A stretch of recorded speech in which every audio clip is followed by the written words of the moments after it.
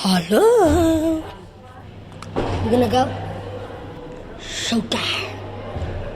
Hi, my name is Mujahid. I am going to interview Prof at the burns unit, C2 Red Cross Hospital.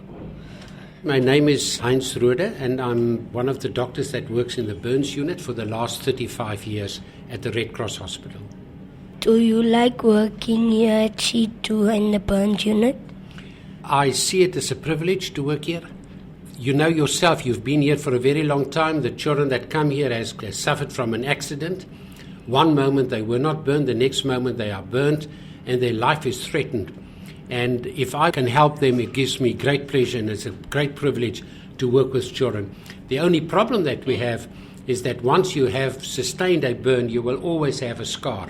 And this is one of the major problems that we deal with, is what to do with the children with scars. What is the biggest burn that a patient had? The biggest burn that we got through here was a 94% body surface area burn. That's virtually your whole body has been burnt.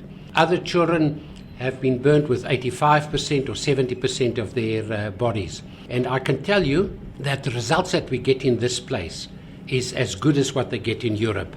We have a very good team of nurses and other doctors that help us, dietitians and people from other disciplines like physiotherapy and occupational therapy to help us. So I would say if you have a burn of 70% of your body surface area, when you come into this unit, you've got a 50% chance of living.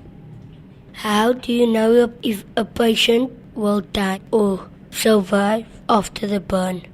It's a very difficult question, Mujahid. I was asked to look at this very carefully. So what we do here is we admit every patient that comes to us. And then you would help the patient as much as you can. But sometimes the burn is just too big for them to survive. If they develop infection, it's a threat to their life. If they develop other complications like organ failure or things like that, it's another threat to their life. We do everything in our power to get the children to survive so that they can go back to their families and live a normal life afterwards. When will you make the children and me better so they can go out of hospital?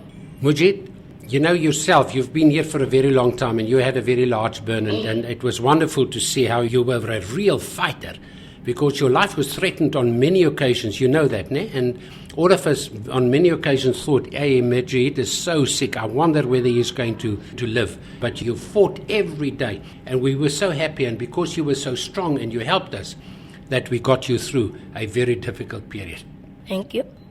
How did you do this here on my arm, my elbow? You had a very deep burn, your whole skin was burnt away.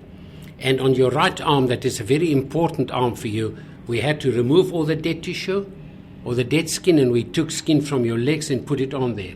Now, unfortunately, the skin that we put on you is different skin. It looks different. It becomes thick and hard, and it's got that specific pattern on it. That is unfortunately going to stay with you for the rest of your life, and you'll just have to learn to live with that. But it's not infective, and it is functional, and it was necessary to save your life that you had to do that. How do you take the skin off and put it on? The burnt skin we cut off with a very special knife, and we cut only so much until we get skin that is not burnt. And then you can't leave that wound. You have to put the skin of the patient onto that. If you put any other people's skin on it, it's going to fall off. And we have a special machine called a dermatome that we use to take a very thin slice of your skin, and we take that skin and we make holes in it, and then we put it onto the area that we've excised. And that is how we saved your life. You think I was a bad patient or a good patient? I think you were both. You were a very, very good patient when your wounds were healing. But I think in that first phase, I could see that you were fighting not only to save your own life, but you're fighting with the nurses, you were fighting with the doctors. But that is just part of getting better. The other thing that was of great importance to us is to see how your mother looked after you. You've got a very, very wonderful mother, but she was strict. When you wanted to cry, your mother said, Mujahid, don't cry, this is necessary, they have to change the bandages, or you have to go to operation tomorrow. And then Mujahid will cry and scream, and then the mother will say, listen, my boy, this is for your own better.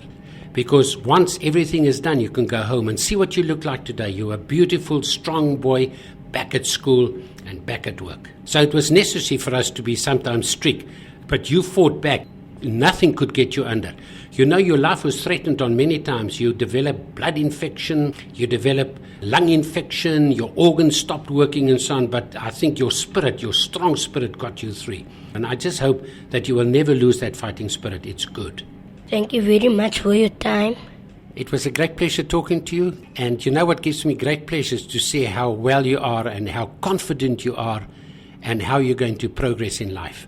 This is the reward that burn surgeons get. You know, when you came in here, you had a burn that was nearly 60% of your body. And I thought, oh my goodness, it's going to be a big problem getting this child to survive. Eventually, when you survived and you got out and you come back now for this interview, it's fantastic for me to see because I know that my work was worthwhile. Thank you very much.